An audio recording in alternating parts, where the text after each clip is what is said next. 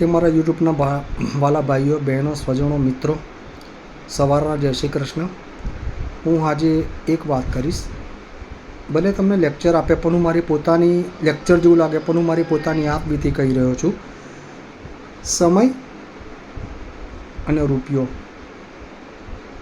સાચવજો. એનું કારણ છે, દરેકનો એક દસકો હોય છે.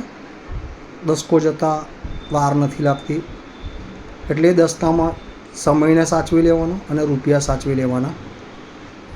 જિંદગીની અંદર ઘણા બધા એવા લોકો હશે, બહુ કમાતા હશે, બહુ પૈસા હશે, પણ જ્યારે સમય એનું કામ ફેરવે છે ને, ભલભલું યાદ કરાવી દે છે. એટલે રૂપિયો અને સમય સાચવજો. બીજી એક વાત તમને કહીશ કે એક વખતે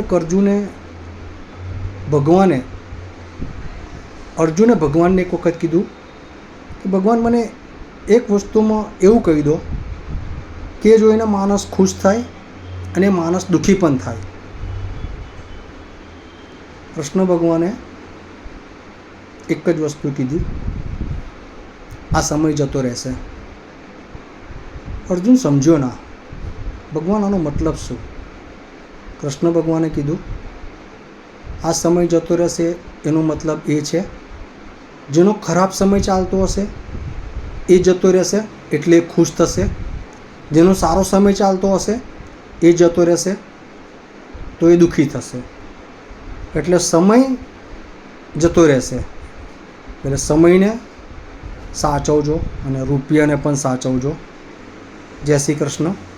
મારા આ યુટ્યુબના વિડીયોને લાઈક કરજો, શેર કરજો, સબસ્ક્રાઈબ કરજો, બેલ આઇકોનનું બટન દબાવીજો, જેથી કરીને તમને મારા યુટ્યુબના દરેક વિડીયોની નોટિફિકેશન્સ પહેલાં મળે.